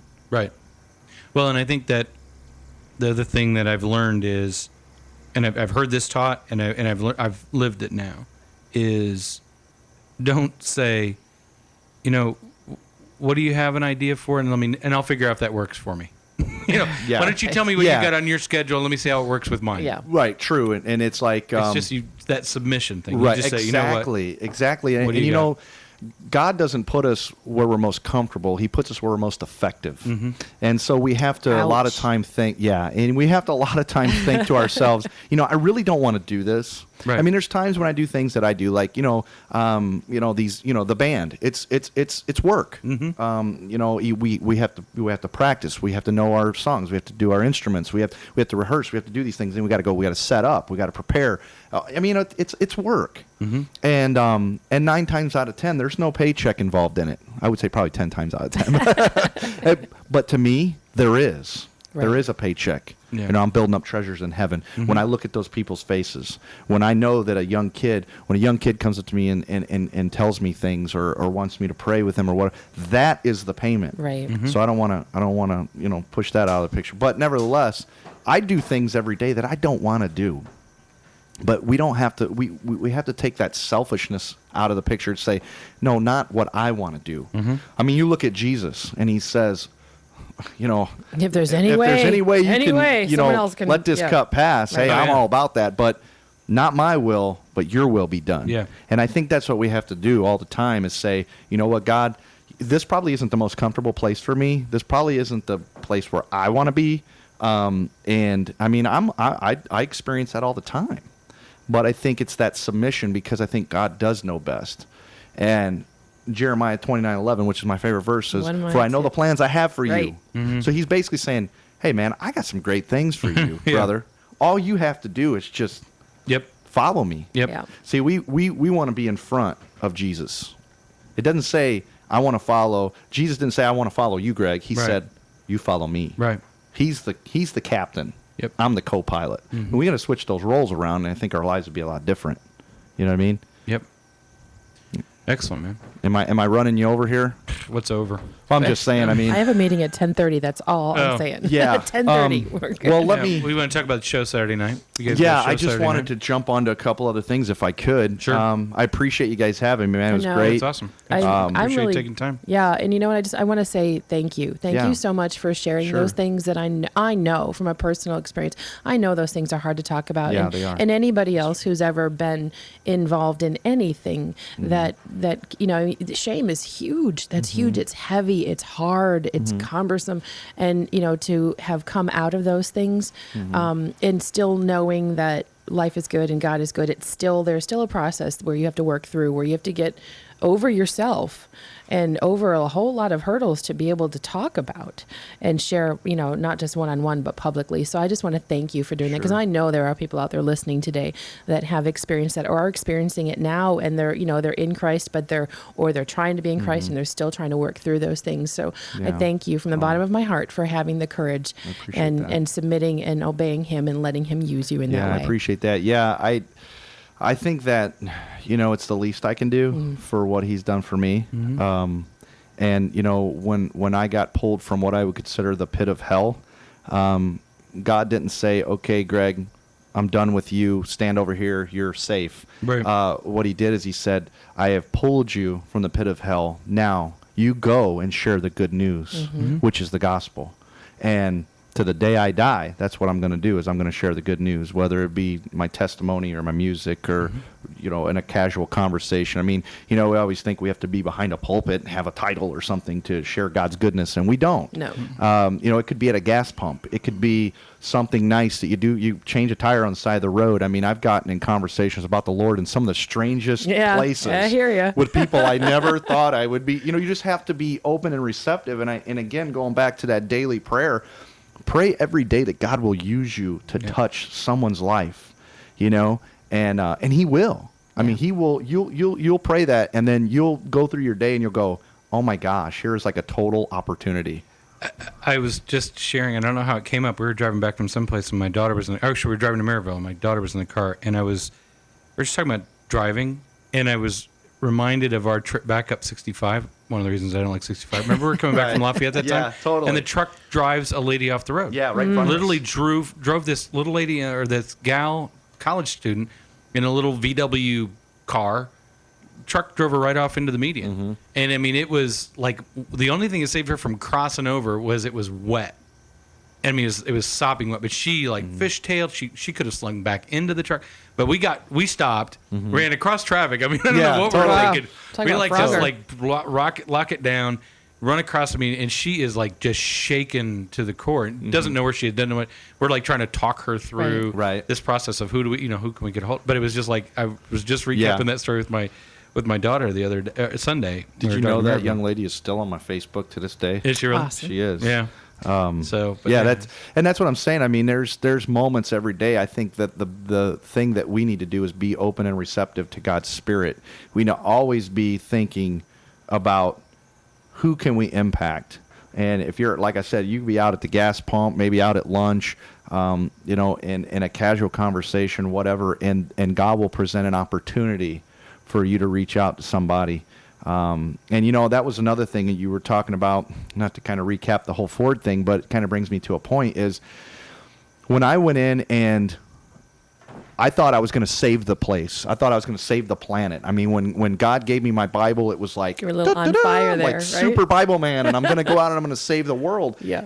And what happened was I put the cart before the horse, and I prayed during that time, and I said, God, why do you give me this hunger and this desire to reach people, but then I get shot down? And I remember him speaking to me saying, did I tell you to do that? See, I wasn't prepared yet. God hadn't prepared me yet to do the things that I was going to do. I mean, it was a one-on-one relationship with him and I at that time. And there was a lot I needed to learn. There was a lot he wanted to share with me. I mean, you don't just sign up to be a surgeon and then the next day they hand you a scalpel. Right. It just don't happen that way. You have to take steps, and you have to go through procedures to get to that point. A lot of practice. And a lot of practice. And so that's what God was doing, is he was building me up, but I was jumping the gun.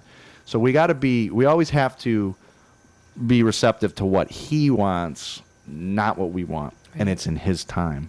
And there's a big difference between when you do something in your time and his time. Right. Well, I think the other thing, and I say this a lot, and I want to take this opportunity because I think Greg's laid out an awesome story that he's lived, and it's real, and the amazing thing about testimony is it doesn't need to be embellished. Right. I think sometimes people will think, well, over time you sort of pump it up a little bit to make it seem. There's absolutely no reason to embellish your testimony. God's done something exactly the way He's done it, and you've lived it exactly the way you've lived it, and that's all that needs to be said. And it is like supernatural. How can you take a marriage that really didn't exist and have the marriage that you are now, and to have the family and to be able to have the impact in the world that you do? And I think the thing that the hardest bridge to cross, and I go back to myself, even in the waning hours of me pre-believer to believer, just not being able to let go. And there's this concern that I'm giving up something that I'm going to end up lesser for. Sure. And God is never going to give you less for what you give Him. He is a God of greater. He doesn't know. He's constantly building. Even when someone comes out of your life it may be a tragic situation. It may be just a disappointing situation where a friendship or a family member or something like that comes out of your life either through life change or through life ending. But God is going to do that for a better purpose. And that has got to be the hardest thing. Yeah. And I go back to myself. The hardest thing, pre-believer to believer, and even now, it's real easy to stumble in that and go, Sure. you can't really mean that. I can't really Right. lose out on this because I've worked so hard. Yeah. Well, maybe you worked too hard in the Yeah. wrong way. Or maybe that was just that season and now it's moving on to Sure. this next thing. Yeah, I think, we had this discussion the other day. I think God will do anything to reach somebody. I think he will do anything to open the eyes or have a relationship with somebody. We had this conversation. I had a friend of mine who was actually killed in a tragic car accident. And I remember stomping the floor that night. He was such a great kid. He was in my youth group.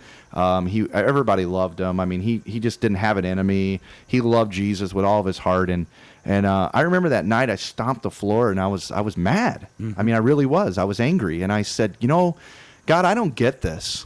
This doesn't make sense. I mean, you take this young man and you've got, and I hate to even say this because it sounds awful, but it's just human. real. It's the real real. thought that you have. Right. And I said, why wouldn't you take one of those alcoholic, partying, drunk, goofy, slamming mailboxes with a baseball bat kids that live in the neighborhood? And he says, Greg, I didn't have them yet. Right. And so it took a death like his to open the eyes. I mean, when I went to that funeral, there were so many young kids there. And I believe with all my heart, and people say, well, would God allow something like that to happen in order to reach those other kids? Absolutely. I believe that with all my heart. Yeah. I believe that because, we look at this life. Right. But God's looking at the eternal. Right. And if he can reach somebody for the eternal life, this is just a vapor. Right. Exactly. This is just a mist. That's all it is. And so I believe that a lot of youth, a lot of people, whether youth or not, were reached through his death. And so we see death as the ending. God sees death as the beginning. Yep. He was a believer. And I remember his father even called me like 3 months after that. And it was a tough phone call to take. And he said to me, Greg, I got to know something. Was my son saved? I said, if there was anyone in this youth group that I can put a stamp on and say he loved Jesus with all of his heart and he is resting in his arms, it was your son. And it gave that guy such peace. I can't imagine losing a child. I cannot imagine losing a child, but because I have 2 boys, 6 and 8. But I can tell you that if God could use my son to save other people, he would. Yep. If he can use his own son, he used my son. Yeah. And so you just got to remember that, Oh, this is great, man. I'm loving this. This is like, Oh, you wow, like man. making me cry? Thanks. We're going to need tissues for you, We young got lady. tissue here. Oh, okay. That's the last right on. one. Better And grab we it. have a It's the last burger. one. We got crowns even. Exactly. Great King of Kings. But That was but, for the I'm Feast of Purim. You missed that. Again, to just kind of cap the morning off. I mean, really, it's a morning of joy. Absolutely. It's a morning of new beginnings. It's a morning to say God can and will use you. All you have to do is put your life in His hands. Absolutely. That's it. And He's waiting. He's right there. He is waiting. He doesn't need to be found. You just need to turn around. You just need to pay attention. Can I talk to you about a few Absolutely. other things? Yep, Sure, absolutely. absolutely. Before you kick me out of here and No, turn it's the fine. mics off, they're Come back probably again. They're like looking at the clock, going, "Gosh, get this guy out of here." Why did Not no? at all. RG knows me well enough to know once I get started, it's hard to get me stopped. But the You other guys thing I have a few want to things talk in about common. is the Community Band Fest. We have an event coming up now. The Community Band Fest is July 14th in Roselawn, Indiana. You can actually check us out on Facebook. I know everybody and their brother has Facebook. So go to Community Band Fest, Roselawn, Indiana, and you'll find the thing there. But I wanted to highlight this. I'm going to give you one of these. Yeah. Basically, what this is we're having what we did last 2 years is we actually had like our main touring bands, Sidewalk Prophets, Abandon. We even had Seven Glory, different groups like that as the headliners. But we just kind of handpicked the undercard the local bands. What we've done this year is we've opened it up and given everyone an opportunity to sign up to be a part of being the opening band. And so what we're doing is Cinco de Mayo, May 5th. It's easy to remember. Cinco de Mayo. bring your stomachs because we're gonna have a taco dinner, right? But it's an opportunity to come listen to all the local bands that have the opportunity to be on the bill for the Community Band Fest. Now, not only can you listen to them, you can also vote for them. So you kind of have a hand in who's going to play. We have 8 bands, so basically what we're going to do is we're going to do 4 in their 30-minute sets. So we'll do four bands, then we'll have a taco dinner, and then we'll do the last 4 bands. So it's a battle of the bands. It's a battle with food. Battle is kind of one of those, divisive works almost, but it's just going to be a night of praise, man. It's going to be a night Sweet. of fun. Our local acts are, and some of these bands. I mean, That's what I was looking at. I know. Spoken For is going to be Into the on Light. there. Those crazy guys called Once Ascended are going to be there. The Collective, they're out of DeMont. Into the Light, our boy JP is going to be there. Yeah, from up here. Spoken For also from up here. Messiah's Fire, who's going to be at the show Saturday night. Deception's End will be at the show Saturday night, so you get a little preview. Along with Get a little Once preview. Ascended. Absolutely. Yeah. And so, as you can see down there at the bottom, we have confirmed 2 bands for the Community Band Fest. So you'll be opening up for Ashes Remain and Cloverton. Both who you can hear on our fair airwaves. Yeah, okay, now tell absolutely. me, because I recognize Cloverton, but Ashes Remain, I'm struggling. Ashes Remain. Everything Really? good. Pull it up, everything. Everything good is their Everything song. Good. They are amazing guys. Little more on the heavy tip, but they are great guys. I actually have a great story. I don't know if I shared that last time, but I'll kind of condense it. I went to. It's amazing what other Christian brothers, and that's you need to put other Christian believers in your life because they just know when God will lead them to do things for you. But nevertheless, I went to their show, and Josh, the lead singer from Ashes, him and I became friends over the phone and through booking and different things. And so he's like, Greg, you got to come out to our show, man. I'd really like to just hang out with you. And I said, okay. So I go to their show. And after the show, we hung out, we ate, and then I gave him a hug. It was time to go. And he looks at me and he says, man, there's something on you, man. He goes, are you okay? I got to admit, man, I was having a really bad week. I mean, it was just, things were just not firing on all cylinders, okay? And I was struggling. And I put the smiley face on and said, no, man, I'm good. I'm good, man. Everything's great. And he's like, oh, okay. All right, man. Well, thanks for coming out. So I walk out and I go to get in my car. And next thing I know, he's kind of following me out. And I roll down the window and I said, what's up, man? And he says, man, he goes, I just can't leave it like that. He goes, I really feel like you're struggling, man. And there's something going on. And he says, if it's okay, I'd like to pray with you. And as he prayed, I just began to weep because I was like, wow, man, like God totally led him to come and pray with me, man. And I was like, dude, I totally needed that. And so just great guys, great heart. They're actually nominated for Best Rock Album of the Year. Sweet.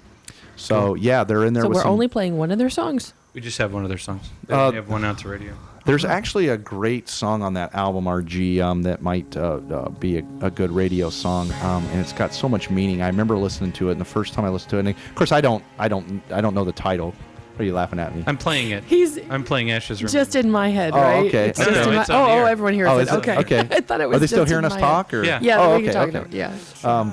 But anyway, there's another song on this that is a album good song. that Josh. We'll play I listened to the album for the first time, and it's a kind of a slow, somber song. And I was like, oh my God, it just like, I just had tears streaming down my face after listening to it. I called Josh. I'm like, dude, you've got to explain this to me. What is this song? And he wrote it for his 15-year-old brother who had died in a car accident. And all just the words are just amazing. So I kind of left everybody hanging there. Just go buy the album and you'll find it. It's on there. But Ashes Remain will be there. Cloverton is also an amazing band. I'm sure you've heard Cloverton. Take Me Into the Beautiful is their big song. And Lance and those guys are amazing as well. Big hearts, and that's what I'm excited about, is just getting people that just have a great heart for Christ. I know it's going to be an awesome night. So, come out to the Cinco de Mayo event. It's only $5 a plate for a taco dinner, and you can listen to some great bands, and then it'll lead us into July 14th. But like RG said, this Saturday night, South Haven Christian Church, you will be there with Once Ascended and absolutely. Messiah's Fire and Deception's End, and that's a fundraiser for Gabriel's Horn, which is a wonderful women and children's shelter right there in South Haven. Absolutely, we're just excited down the about road that. from where South Haven Christian Church is, and so Ed and the folks there putting on this show, And I believe he said Adam Kappa's coming back in the later spring, early summer. No. So Cool. we'll get a chance to go visit with Adam as well. But this Saturday night, show starts at 6 o'clock. 6 o'clock. It's 6 Doors, o'clock. doors open Doors at open 5:30. at Doors 5:30. open. And Doors there's open no at charge 5:30. for the show, but they will take Take a donations. free will and Love donation free for will. the shelter. Yeah, for the shelter and stuff. So yeah. So do we have a definitely. flyer we can hang up for that? Actually, I did not bring it with me, but we got it on Do you have? Facebook. I just saw one. Our friend Ed- Christy. Ed Siska. You can Christy, actually look him up. Boom. Schmidt. Yeah. Smith. Yep. Smith. Schmidt. Yep. What- She Christine? posted. Absolutely. Christine. What did I say? Christy. Christine. Boom. Christine Cannon. What did I just say? Boom? Boom. I'm like, Yeah, it's all I'm over. trying to put the pieces together. Yeah, and Who are you talking yeah, and about? I think I Hi, saw Christine. Because you replied to her, didn't you? I did. I seen. I've excuse me, just I added seen all that, sorts so- of names. So she has enough names. Cannon Schmidt, right? Yeah. And I like this on the 8th day God rocked. See? Yeah, Fun you day. like Fun that? day. Yeah. Fun day. Yeah, God rocked on the 8th day. I Yeah. don't know if anybody knows that or not. Amen. I knew that. Yeah. Christine Yeah. Cannon Schmidt. I added a Smith in there for fun. Yeah. So But I just call her Boom. Okay. it's going to be fun though. That's I her mean, marketing name. That's her marketing company's name. if no one's ever been to a Once Ascended show, bring your dancing shoes. Right. We like to dance and jump up and down and crazy stuff. I remember I played with I think it was New Year's Eve. We played with a rap group called G's Infantry, and those guys are really cool. And they were out of Hammond. I think I told you this last time I was here, but it was just kind of radical. She wasn't here. Nope. And we played with them, and these guys are kind of hardcore. If you've seen them on the street, I mean, you would think they were like, God forgive me, guys, but Titus and those guys look like, they look like gangbangers. I mean, got the cornrows and the baggy pants and all that. They're Yeah. they're ready to go. You know what I mean? Yeah. And so I didn't know how they were going to take our music. And so I'm sitting there, and we're playing our set, and we're rocking out some jams. And I think it was the last song. It was "We Shine." I think is what we Right. did. And so we're jumping up and down. We're having a good time. And I look, and one of the guys is just he's eyeballing me, and he looks like he's getting. And he runs up on the stage and starts jumping up and down. Awesome. He's like, woo, and he's having a good time. I didn't know if the guy was going to come up and put me a headlock or what, but he came up and was just having so much fun, enjoying the show and the Spirit of God that, man, he just got crazy. Yeah, And sweet. so it was really cool. So yeah, bring your dancing shoes. We'll get down to some jams. And Yeah, no, I He'll went. I come went off the last stage year. and pull you up Yeah. to dance if you need if he has to. So Yeah. Yeah. that's Saturday night. Doors open at 5:30, 6 o'clock start time. Messiah's Fire Deceptions End and Once Ascended, a benefit for Gabriel's Horn. We appreciate Absolutely. Ed and the folks there putting on the show and continuing to try to push the live music scene out into the community. We appreciate Yeah. all that they do. Yeah, I'm glad you do a great job here, RG, as far as, I was just talking to somebody about the station and how you Yeah. kind of been doing things here. And there's such a great local music scene here. It really is, and it's awesome to have a place Yeah, we're where we very can get blessed. stuff out and Plug in We'll have and- Jenny in tomorrow and talk about her. She just had her first little tour. Yeah. And she was actually texting me while you were Right. Oh, was she? while we Yeah. were talking. She said, "Yeah, I turned on the radio and your voice was on there." She actually sent me a couple text messages, and then I don't think she realized I was going to be here today. So Oh. she said, "Ha ha! I turned on my car and you're on the radio." Yep. Woot. Woot. So she'll be here. That's, Woot, you gotta put that's her arms up. thing. Arms Yeah. up. She will be here tomorrow to talk about the Sweet tour. girl. And then Friday, just got this confirmed. Mike Signorelli is going to be here to talk about. They're doing their Northwest Indiana CD release. They did a CD release party at Hard Rock last weekend, and they're doing it. I believe they're doing it later Saturday night who's that? over Fathom Blue, a group called Fathom Blue. Okay. Mike Signorelli and the boys, who are all pretty much here in Valpo now, but they're going to be at Laurel Church. Yeah, nice. And What was that? There was a little something going on there. Long story. We don't have enough radio time. Okay. no, it's but they'll be there for their CD release party, and their producer out of Florida is actually coming up. Wow. And they're going to be in studio on Friday. So we're gonna Wait, they're going to be in our. Yeah, they'll be studio? here They're gonna be Friday. here to Friday. talk about Okay, because Cool. talk about their Fathom Blue was CD. here before, and I wasn't. Yeah, it'll just be I was Mike absent and that day. right. It'll just be Mike and or Michael and I believe his name is Kelly, the producer. And That's great. Kelly's done some work with some names. So Sweet. so we'll get a chance to dig in, which will be dangerous for me because I'm going. We're going to talk music industry. Yeah. And Just another day I should be absent. yeah, maybe you might want to. so you're not rolling your eyes at me the whole time. That's nice. Someone's got to keep you in line. Yeah. Politics no. and football. God's the only one keeping What do me you say? in line. Politics And football. and football. Football. Ugh. Yeah, my boy Peyton Manning. God bless you, no. Peyton. I Off to love you. Denver. And I just got to say, the Colts are going to pay the ultimate price this year because Denver's going to kick your tail. Yeah. But we have been picking up a lot of good defensive players. And Yeah, stuff they've for actually there. been signing people. It's been Sorry, odd to see ladies. Well, you that, got to let so- go of one to pick up about 10 in the NFL now. You know what I mean? You got to Exactly. get those young kids out of school. You got somebody like Peyton Manning and want a little $28 million paycheck. But I think they're going to pay the price. I mean, I didn't mean to get you off on football, but No. John I So I was Elway. Elway. Where really they excited go. yesterday in the mail. I got 2 coupons. One was for Maurice's, one was for shoes. Hey, but yeah, you know what gets me about that though? The year, Whoops, I'm sorry. The year that my wife and I decide to buy season tickets is the year that Peyton Manning leaves the team. No. Um, Well, and so, you're going back to like the building years. Then well, you'll be part of that. Here's what I got to say, and I'm just It just put- means your seats will upgrade. I'm putting out an urgent message right now. Andrew Luck, you better pull it off, son. Better be the because I boy. got tickets, okay? Be the man. But I will be. I told my wife yesterday. I said I will be a Colts and a Denver fan now because Peyton Manning. I love Peyton Manning. I think he did a lot for the team and a No, lot for he the did a ton franchise. for the city. Hey, what's and- going on with yeah. Tebow? I saw or heard something, Who knows? something He's- rumbling. the Like word they're is he'll right. probably get I heard bounced. he's playing at Kankakee Valley. They're signing it. No, I'm just kidding. I'm just kidding. Tebow, I love you too, man. God bless you, brother. And I don't know where he's going, but I'll be a fan of that team too. So Yeah, it'd be interesting I to see love what I happens love with Tim that. Tebow. I know he's come against a lot of controversy and stuff Yep. because of his faith. I know Staying we got strong. another guy on American Idol that's having the same issue. Right, I just Yeah, heard that. saw that. Yeah, yeah. And again, anytime that you profess the name of Christ, it comes with certain repercussions, and you just have to be ready for that. But Yep. you'll be persecuted for His name, but you know what? It's all worth it. Absolutely. The blessings will come. Absolutely. Yeah.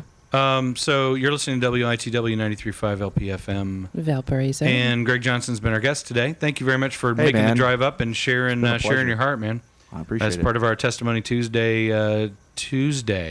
And all day, RG. that's right. It's and Tuesday. don't forget to make plans to get out Saturday night and see him at South Haven. South Haven Christian Church, along with the rest of the band from Winston, all the other Johnson the boys. Johnson crew, absolutely. And the Johnson crew actually was a rap group from the 80s. I don't know if you was know it? that. Yes. The Johnson crew. No, we Johnson weren't crew. really in that yet. Right. Oh on wow, that. you guys are digging, man. yeah. I was in Johnson 1980. crew. I was 5. Yeah, I'm there This with would you. have been That's why I said 80. we weren't. Yeah, no, we weren't in 82. college then. Yeah, no. RG, no. 82, 83. Are you closer the to my Johnson age? crew. I am your I know age. you're not Yeah. supposed to ask a Yeah. woman her age or her weight, but No. I'll tell you my age. are you the same age as me? I am. Yeah, 37. 37. Yep. I'll be 46 in 2 weeks from So, today. Dad. No, Pushing- no, I'm sorry, next Right. week. I'm pushing it back. It's next week. I Yeah, will be yeah. RG's 46 birthday is next week. week, so Hey, you're like, happy we need a birthday, crew. man. Thanks, right. man. I'm Can putting I a take you call to out the go to there. store a and get you concert. an ice cream or What's that? something? Yeah, I mean, yeah. Right, come what's up? stand outside the window and hoot and holler. Yeah. And, Hopefully we'll have our outside Birthday cakes. studio set up, and it'll be a nice day. We'll be outside next week. right. I'm feeling a little self-conscious though. You get up, you're planning a party here. Paul in the office got a cake. My birthday just came and went. What was Really? that? I'm planning a party. What are you Right? talking about? No, I'm kidding. I'm yeah. kidding. Like right now. Oh, I'm Hey, well, that's confused. kinda I don't funny, do my- birthdays anyway. I do anniversaries. I Nice. celebrate anniversaries of my 29th birthday. Hey, I told you. When you get up to the 30s, man, birthdays are kind of like Yeah. I'm vanilla. You I just kinda roll hide with it. So anyway, thanks very much, Greg. Appreciate you coming up. Absolutely. And, Thank you for having me. For all you do, and looking forward to hopefully getting out there Saturday night. It's the first. It's like spring break for the kids. I think we're gonna run Yeah. out and do some live music that night. That'd be and great. then we'll see where it goes. Because my daughter said, "Are we going anywhere for spring break?" And I said, "Well, nowhere far." You said, are we going anywhere for spring break? Yes, Once we Ascended show. Oh man, that's it. They're fans of the Once We're Ascended going to a folks. concert. Well, and just young leave it at girls, that. young kids, they Yeah. they love it. Well, I It's said inspirational, South Haven, and so. they think South Haven, Michigan, because that's what's in their head for South Haven. Ooh, we're going to the lake. No, we're going to Yeah. South Haven. Your Indiana. brother's daughters actually are, boy, they just think there's nothing like Once Ascended. So Yeah. we've got about 7 fans. It's good. The groupies. It's good, man. We appreciate that. The and little kid we, groupies. it's all good. Yeah, so that Saturday night, doors open 5:30, show starts at 6. It's Once Ascended, it's Messiah's Fire, it's Deception's End. I started to say Descendants End. Deception's End.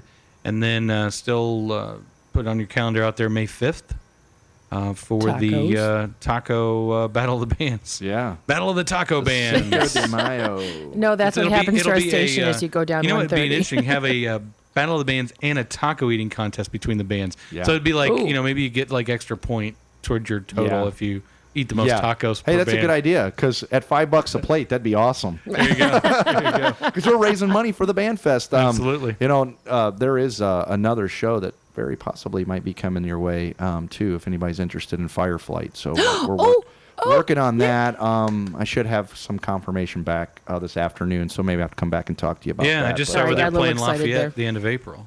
Are you trying to piggyback on that date? it's going to be the end of April. It'd be April 27th. It'd be a Friday Yeah. night. I I think they're doing the night before at First Assembly, where we did the shows down nice. Lafayette. Our Where I took them last time. nice. Yeah.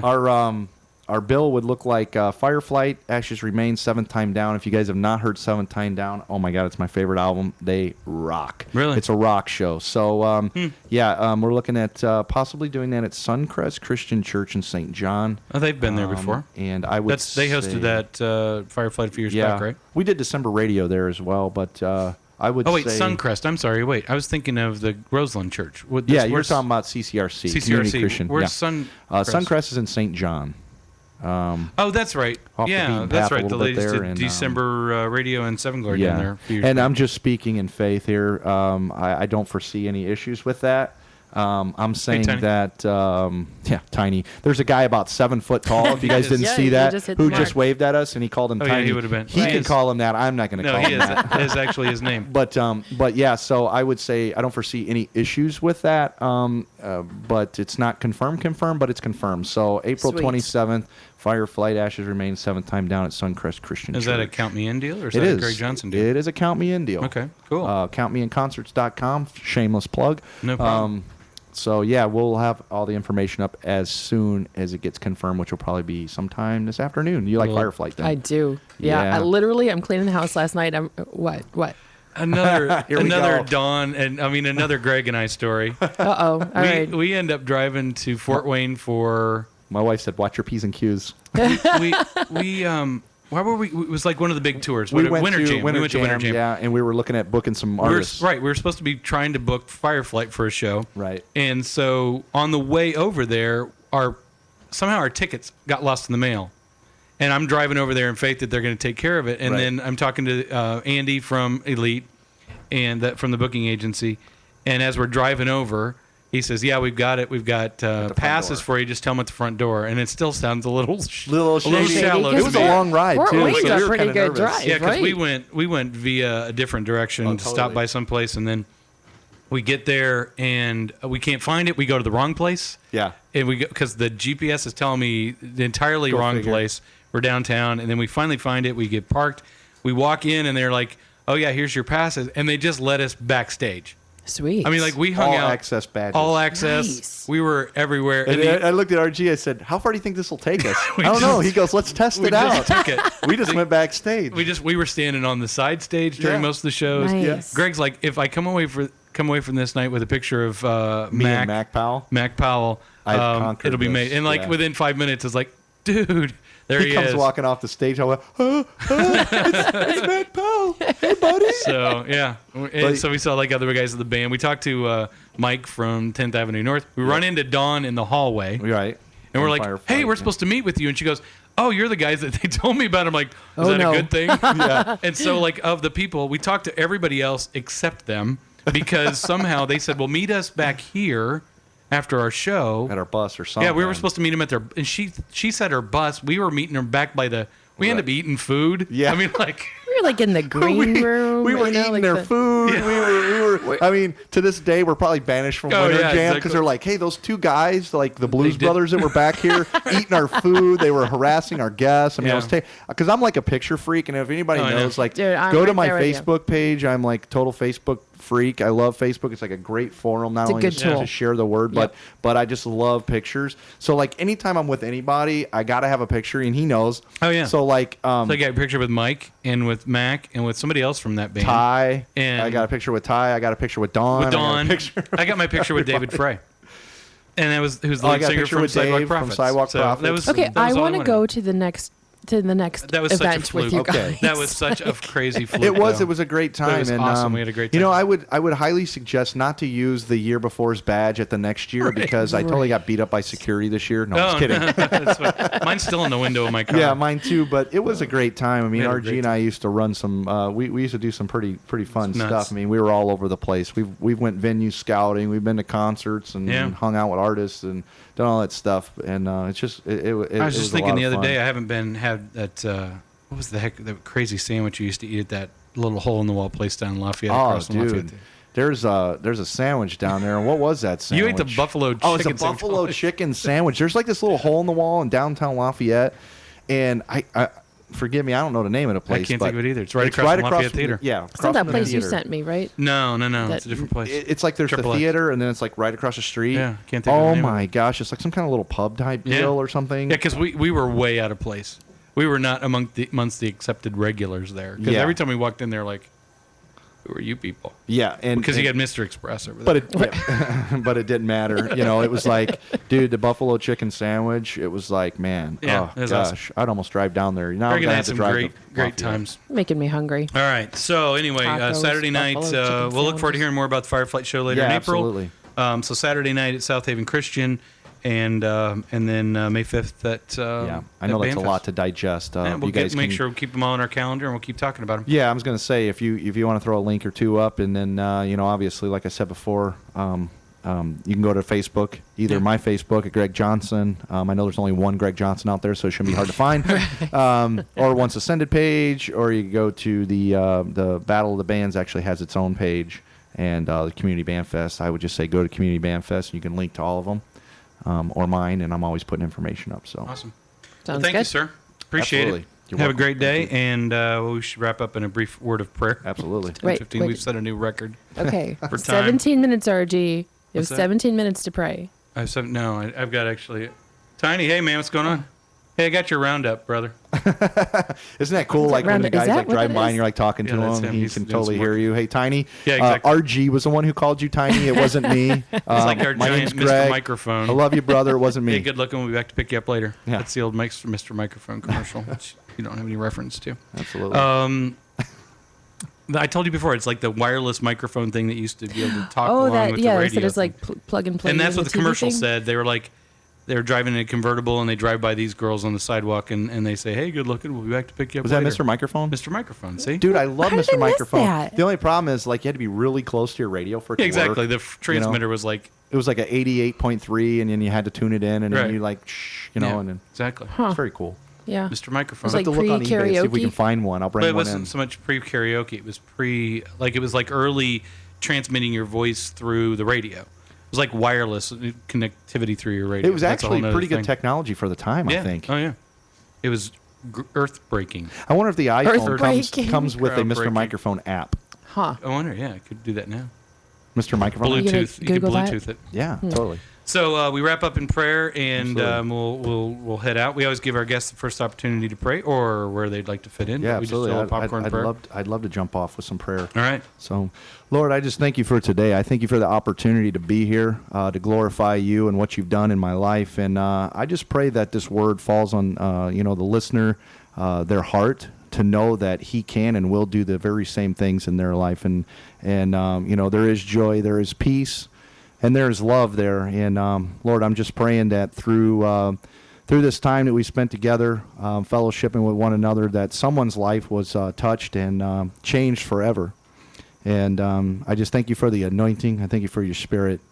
And I thank you for your sacrifice that you've made for us all. And I don't want to leave that unnoticed. So, Lord, I just thank you for this day, and I ask that you continue to bless it and all the things that RG puts his hands to in this station and his sidekick over here. We just pray and believe that this station is going to grow and going to reach out to more and more people and touch lives. And I just give you all the praise and all the glory in Jesus' name.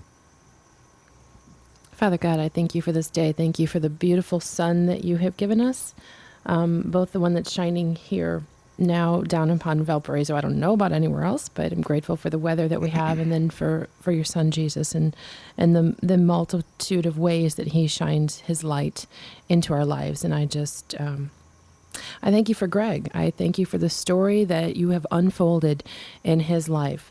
I thank you for the obedience within him and the courage that you've given him and the perseverance through all of the deliverance, Lord, and that he would have that you've blessed him with the time that he could come in and share that story. And I just pray, Father God, that you would reach many, and that many would be encouraged and would find the strength to come to know you more.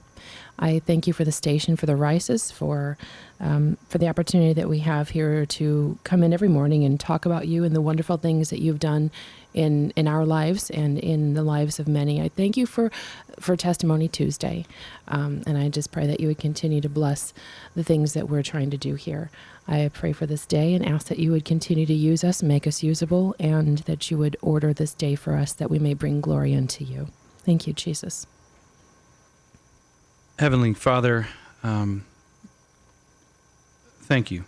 Thanks. I can't say thanks enough. It's amazing the stories that you provided and continue to provide for me, the paths that converge with mine, that how I continue to be lifted up by the people you put in my life, and that we together can go forward and be that light to others that either strengthens the faith that's already there or kindles a fire in the faith that's not quite found within the people who don't know you, and who you want to have a better relationship with. So if there's people out there today who think I'm too far gone, that's why we do this. That there's no one in any circumstance that is too far gone.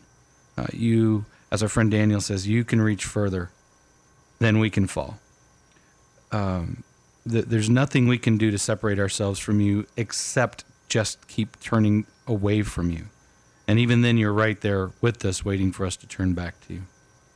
So if someone's struggling with that today, even if you've been in faith and you've tripped up a little bit, you feel like, oh, I've fallen and he doesn't want me anymore, that's not true. It's not true at all. Just ask, and he'll welcome you back with open arms. The stories are not just in the voices you hear here, but in the promises in the Bible. And they're there for all of us to hang our lives on. So we thank you for that.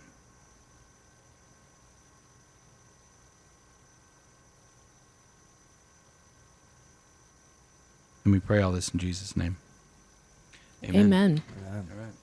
Thanks, y'all. Have a great day. Tomorrow, Jenny is here, and we will chat about all things road for her. And right now, we're going to play that Ashes Remain song. Sweet. So people can go, oh, yeah, I know that song. Excellent. And then they'll go, hey, yeah, I can see them in concert. So Thank you guys again. thanks, Greg. Appreciate awesome. it. Have a great day, everybody. Thanks for listening. Happy Tuesday.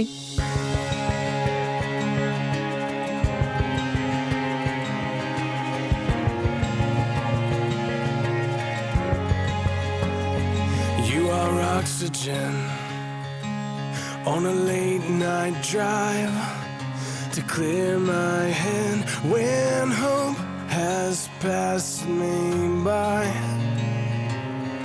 You are gravity when I'm upside down. You help me find my way back to the